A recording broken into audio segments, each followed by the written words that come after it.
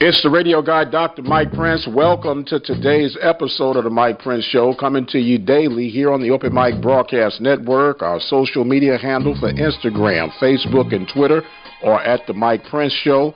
The YouTube channel is Open Mic Broadcast Network. Our website, obnradio.com.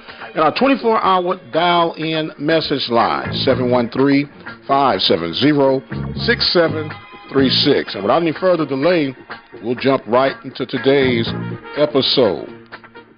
Today's episode being made possible by attorney Lee Van Richardson, located in Hempstead, Texas, 1047 Austin Street in Hempstead, Texas, to be exact. The phone number is 979-826-8008. You can call him and set up an appointment today. That number again, 979-826-8008.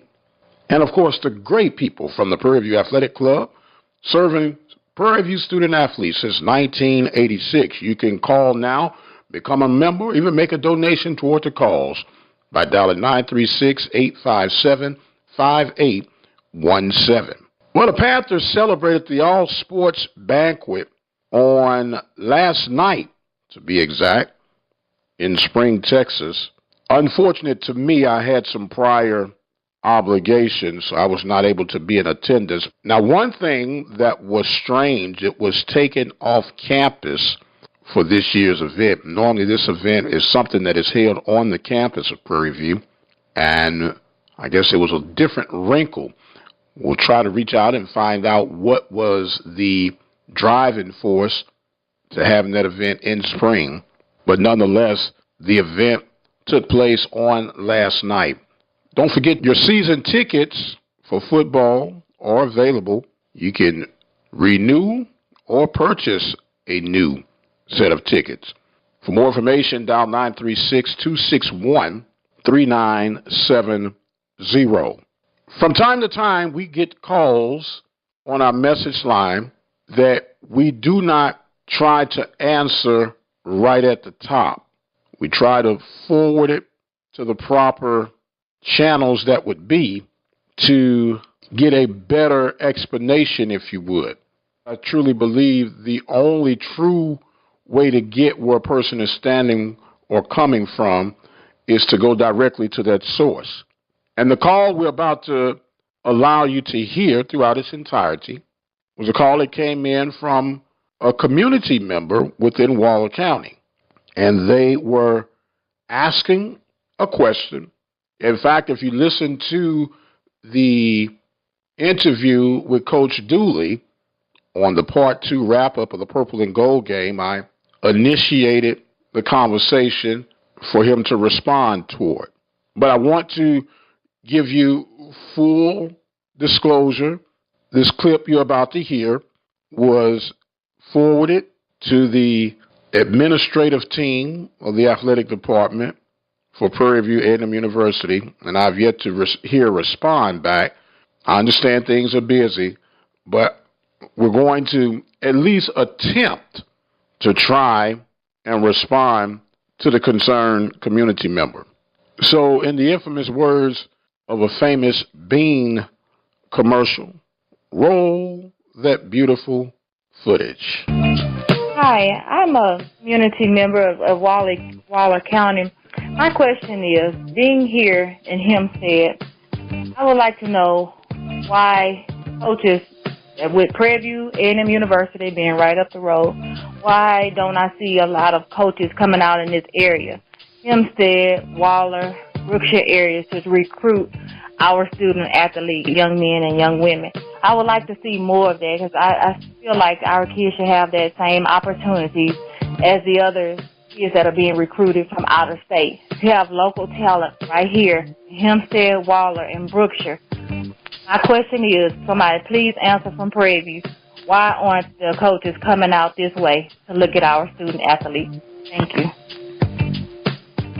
And, of course, that was coming off of the message line that you are free to dial at any time, 713-570-6736. It could be a question to us, a question to any of our guests, or a question to anything that might be on your mind, or just simply a comment on things going on throughout the world of athletics, or if you want to invite us into your world, that number is 713-570-6736.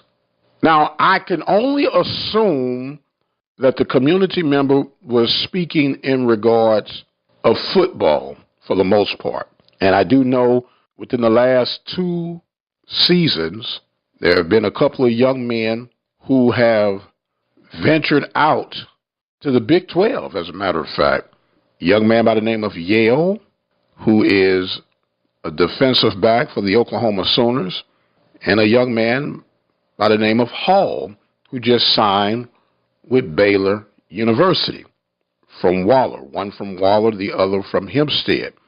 And for those who are listening or not quite familiar with the dynamics of Hempstead, Texas, and Waller, Texas, Prairie View sits right in the middle of the two.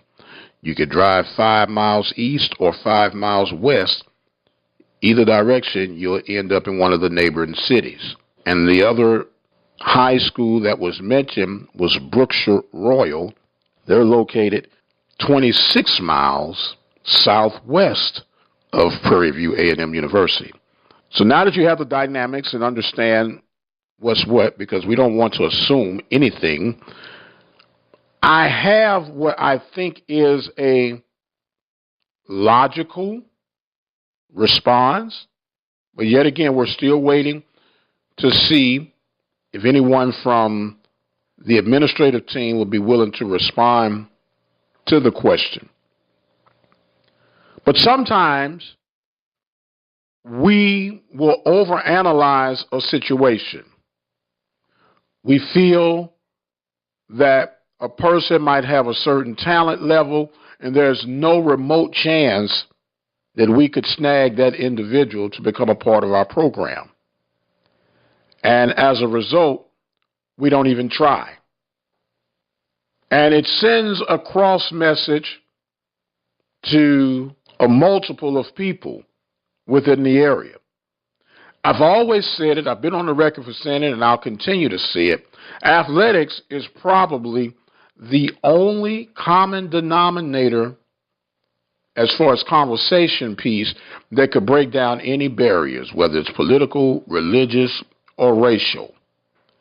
Athletics can be that dynamic piece of bringing about change for the good of everyone involved. And even if the person is out of your class, out of your league, out of your range, at least kick the tires to find out or let the person know, hey, just in case, we are interested. Now, when the question was brought up to Coach Dooley, he said he was aware of the young man or the young men involved, but unfortunately they were not able to close the deal on this round. And at face value, you have to take it for what it is. But you have to position yourselves, even in the most remote opportunity of receiving or retrieving some of your 4 or 5 star athletes, at least say, hey, we're in the building. So we'll continue to keep this and monitor this to find out how things will unfold. Speaking of unfolding, baseball will be on the grind today. Panthers taking on Stephen F. Austin in Nacogdoches. We kind of laid out that baseball scenario on yesterday. We still have coming up with Olin Parker, the third assistant's battle cry that's going across the country. We'll more than likely have some agreeable and disagreeable moments, but that's all part of healthy conversation. But people are still in a buzz behind the Lindsey Hunter hire for Mississippi Valley.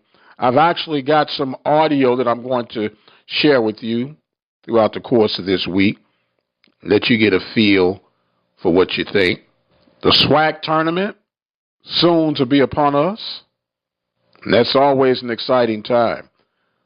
I want to say it's going to be the 15th through the 19th or the 16th through the 19th down in the Big Easy, New Orleans, Louisiana. And if my memory serves me correctly, we'll go from the east to the west. Alabama State, 1 seed. Jackson State, the 2 seed. Alabama A&M, the 3 seed. Mississippi Valley, the 4 seed. Those are the universities that would represent the East in the conference. And, of course, on the western side of the conference, Southern University, Grambling, Texas Southern, and Prairie View. The 2 outside universities looking in would be Alcorn and Pine Bluff. Rough years for both of those programs. Historically, they've been a lot more competitive than what they're showing right now, but they've come across hard times, and that happens occasionally. I do know that Pine Bluff is operating with 4 scholarships. Not quite sure on the Alcorn situation, but we could find that out.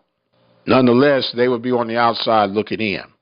And if you were to size it up right now strictly on paper, your top 2 teams in the conference would be Alabama State and Southern.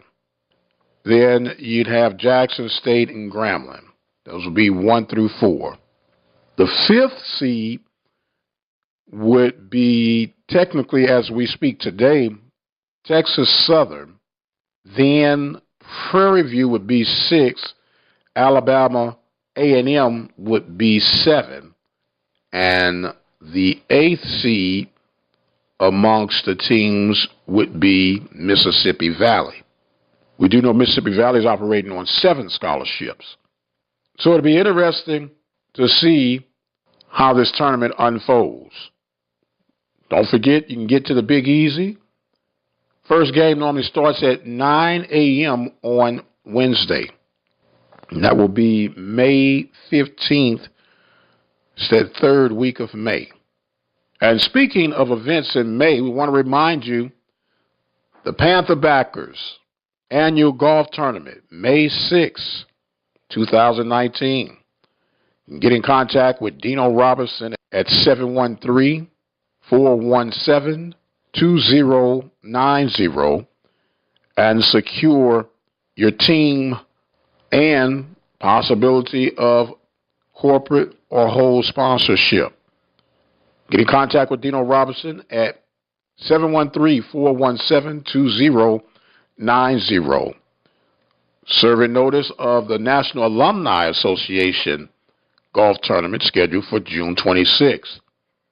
For more information on that, you can simply dial 936-857-5817. So much to get done in such a short time to accomplish it. But nonetheless, we'll continue to fight the good fight. You're listening to the Mike Prince Show here on the Open Mic Broadcast Network. How you doing? This is Mike Prince, the radio guy. I want to thank you so much for joining us on our daily content and programming, and serve as a reminder that you can listen to the Carlos Brown Show live here on the network 10 a.m. to 12 noon Central Standard Time each and every Saturday. Carlos Brown is a seasoned, legendary sports talk show host based in Baton Rouge, Louisiana, but we're not going to hold that against him. Join the Carlos Brown Show live on the Open Mic Broadcast Network, 10 a.m. to 12 noon. Well, welcome back, ladies and gentlemen. This is the radio guy, Dr. Mike Prince, reminding you to follow us on our social media handles at Facebook, Instagram, and Twitter. The Mike Prince Show. YouTube channel is Open Mic Broadcast Network. We've come to the part of our show now with our Diamond Chat, and we have our baseball guru on the line with us, Mr. Olin Parker. How you doing, my man? I'm doing well, Mike, and yourself? Well, I dare not complain. I know we're going to agree to disagree probably on this third assistant rule that just came out, so I guess we might as well just jump right into this thing, man. First of all, give me your take in response to the council turning down the proposal of a paid third assistant for NCAA baseball. Well, it's kind of a twofold for me, Mike. In 2013, I was the volunteer assistant at Louisiana Tech. And if you guys know anything about being a volunteer assistant, it's a rough road. You don't have any insurance, and you're not getting paid. You're just making a little money off camps and lessons. So I remember talking to Kerry Jackson, and he was at Missouri at the time. We were speaking about how can assistants make more money. And that's when we began to talk about that third assistant getting paid. So I've been kind of watching this for a while now in hopes that it would pay a third assistant. Well, as everybody know in the baseball world, the rich get richer, the poor you get what you get. So in terms of the proposal being turned down, I think the way they promoted it was a twofold. They wanted to raise the minimum scholarships to 22 scholarships, up from the 11.7 and the third assistants. Now, being that it is, I kind of agree with not having the 22 scholarships, but I'm definitely against them turning out a third assistant. And I think if they would have presented it either or, I think they would have passed the rule for the third assistant. Now, one thing I would like to see them do, since we're talking about Title IX, how about giving baseball 12 scholarships, just like softball? Well, some would argue with you that 11.7 technically is 12. I need another 25%, Mike. That's one more player that I can get. You talking about the rich keep getting richer, right? But right.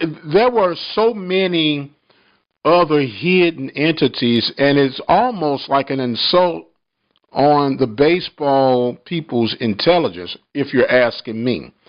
The issue of a third paid assistant, let's address that first. We know that most of your larger conferences, they're always looking for loopholes. And you talk about a little money on some of these baseball camps.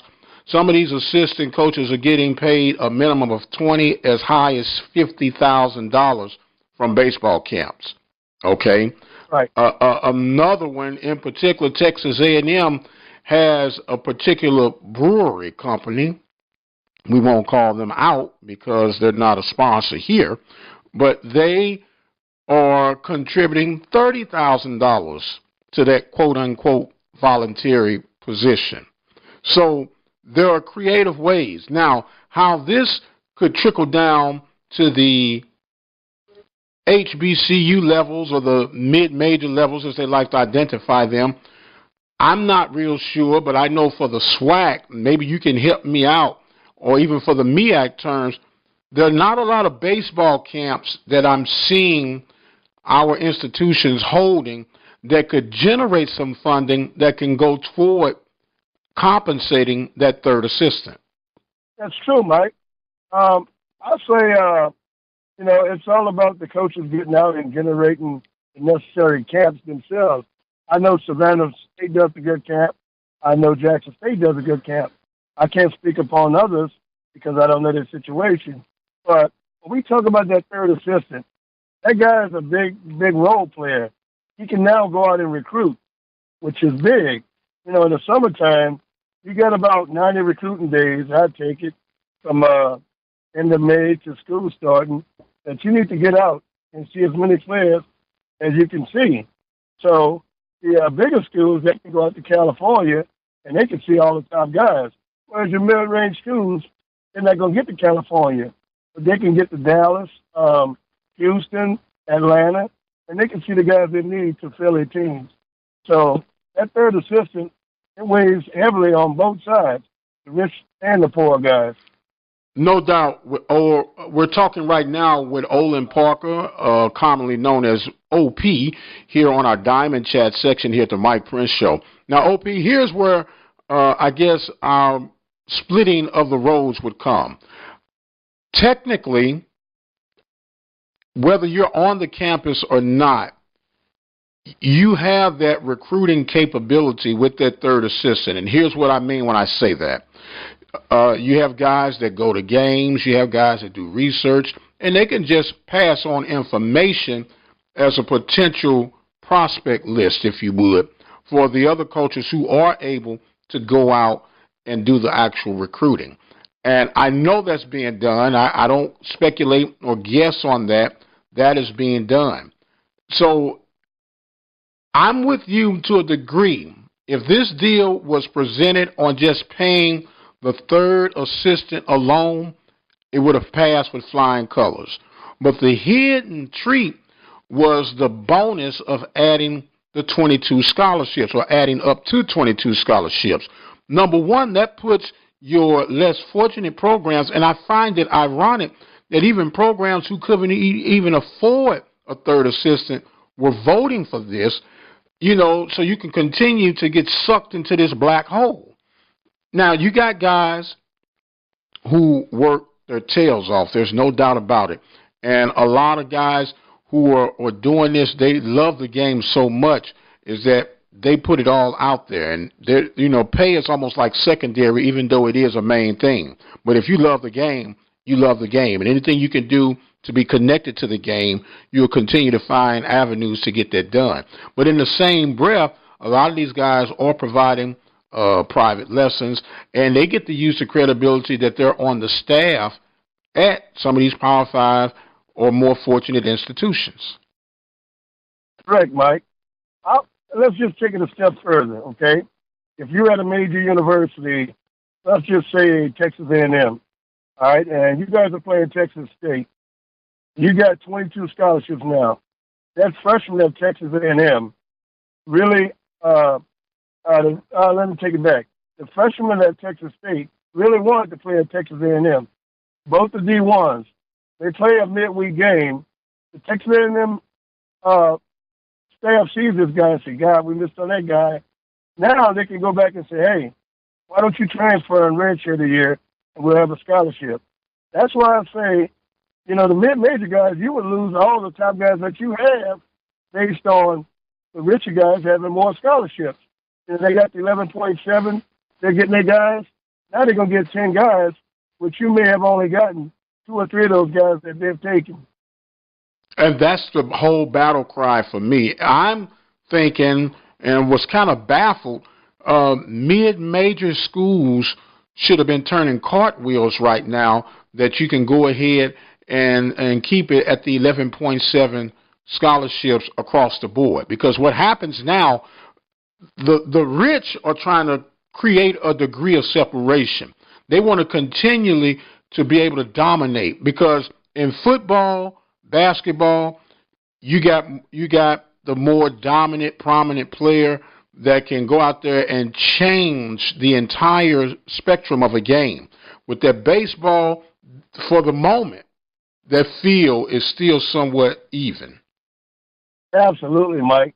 You just look at what happened a couple of weeks ago with Southern playing LSU at home, doing a fantastic job of beating them 7-2. LSU only had 2 hits in the game, and that speaks volumes right there. Had LSU had 22 scholarships, Southern had 22. I don't know if the outcome would be even close. Absolutely, man. And so I think now is the time. The iron is hot if you're a mid-major program, in my opinion.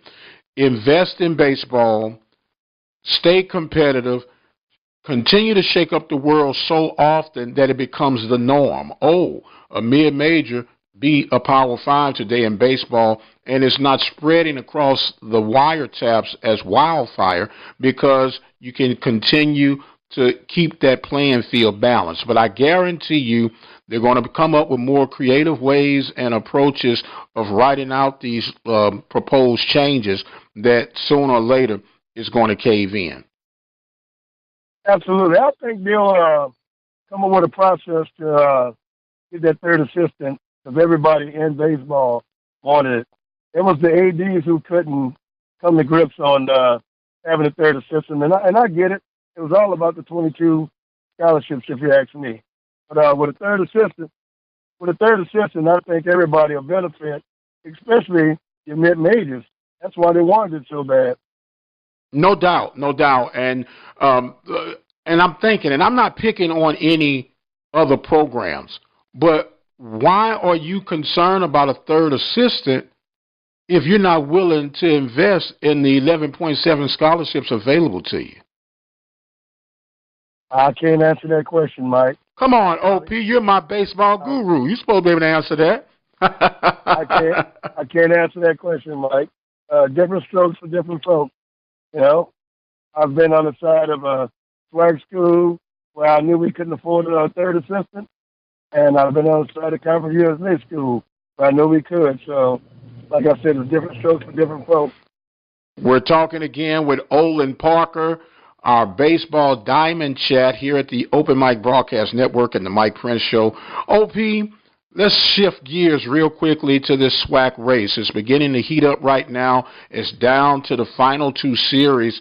My beloved Panthers of Prairie View will be taking on Texas Southern this weekend, and they'll close out against a very hot and improved Southern University program. When we look at the standings from the East, you have Alabama State on top. They're followed by Jackson State. Then Jackson State will be followed by Alabama A&M, Mississippi Valley, and Alcorn brings up the rear. In the West, we have Southern University, Grambling, Texas Southern, Prairie View, and Pine Bluff on the outside looking in. I know we could obviously look at the standings and see who the top four teams are, but from your baseball expertise, who do you see as a sleeper team at this stage and why? Man, that West race is 2, 3, and 4 is a tight race. It ain't over in that yet. I think this weekend will bring a little more clarity, but you got to kind of watch Prairie View, man. I think they're hitting strides. They're getting closer in games, and I think they may turn the corner. On the east side, by Alabama and them not qualifying for the tournament, it's going to be a little easy over there. Look like your 1-2 is going to be Alabama State and Jackson, but I wouldn't sleep on Alcorn or Mississippi Valley because once you get in the tournament, the records are thrown out the books. On the west side, Southern's playing real good right now, but like you said, getting to the tournament, let's just take the year of 2010. Well, 1 beat a 4. That shook up the whole tournament. It propelled Grambling, which I think was a 3 seed, and they rode that horse all the way in, man. Yes, sir. Now, you speak about Alcorn.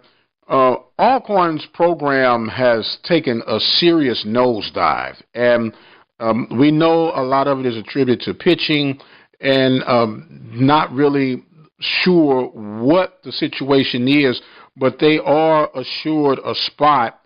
And I've just remembered that when you brought that up about the Alabama A&M with their situation from the athletic department, not taking away what Alabama A&M has done. So when you already know that you have that inside track that you're going to make the tournament regardless, kind of takes a little pressure off the Braves, doesn't it? Oh, absolutely. So, you let the season play out. You give yourself to get ready for the tournament because all you need to do is win your first 2 games, and man, you're in the driver's seat. I'd like to take the time out also to give a shout-out to a young man named Justin Lott, plays at Alabama A&M. He trains with me in the off-season, and he's having a great season, man, but I know we won't see the accolades in the flag tournament because they won't play, but I'd like to give a shout-out to that young man. Okay, and it is very well received. Brother Justin, you continue to spread the love around about the Mike Prince Show and the Open Mic Broadcast Network. Now, OP, your sleepers right now happen to be 2 purple and gold teams, the Panthers and the Braves. And we know it all boils down to pitching and the rotation on how you set it up. And we've discussed this time after time again. More than likely, if you're a lower seed, you're probably going to have to come through the loser's bracket. My question is this. We know that you're going to go with your ace. Do you have a certain pitch count that you hold for your ace to preserve them for back road or back play coming through that loser's bracket, or do you just go for the gusto in that game 1, winner takes all?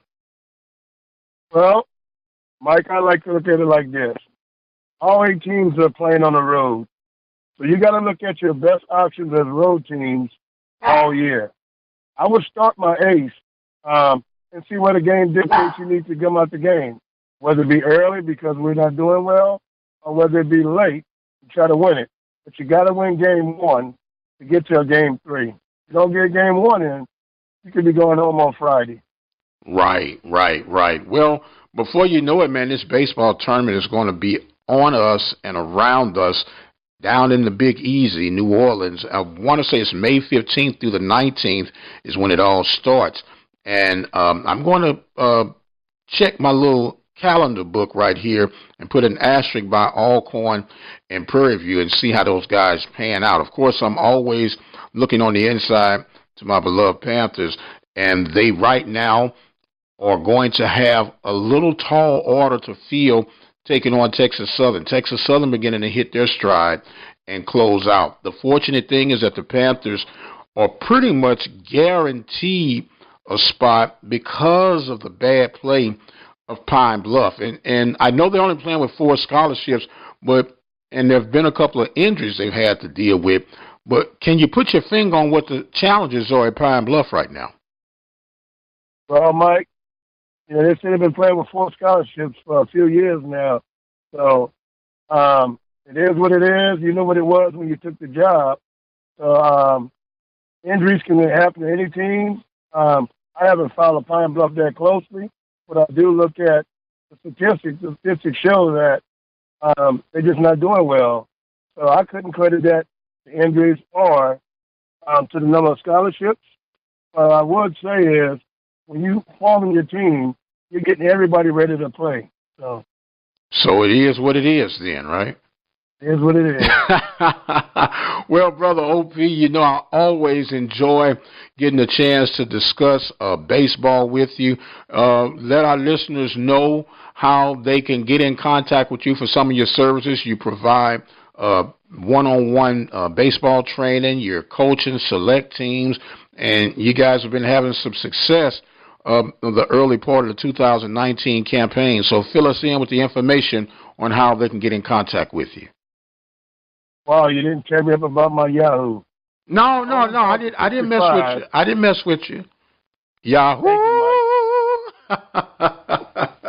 It's Olin Parker 65 at yahoo.com. I'm in the Dallas metro area. Cell phone is 318-436-9688. And Mike, I do plan on attending the swag tournament. Hopefully I can see you there. Yes, sir. Well, that's good to know, man. Maybe we can mic up some things and talk a little baseball during the course of the games. I just want to share one thing with you. I hope you're there on May 15th so you can take me out to lunch for my birthday. Well, I'll take you out to lunch on your birthday, May 15th, if you take me out on Sunday, May 19th. How about that? That's a deal, my brother. Because that's my birthday, May 19th. So sounds like a plan. Sounds like I got a double date with OP down at the Big Easy. He is Olin Parker, our baseball guru here at the Open Mic Broadcast Network. I am the radio guy, Dr. Mike Prince. Remember, our social media handles for Instagram, Facebook, and Twitter are at The Mike Prince Show. We're also on the World Wide Web at obnradio.com. Our YouTube channel is Open Mic Broadcast Network. I've got the exit stage left, but until the next time, you guys be blessed, and we'll see you on the other side.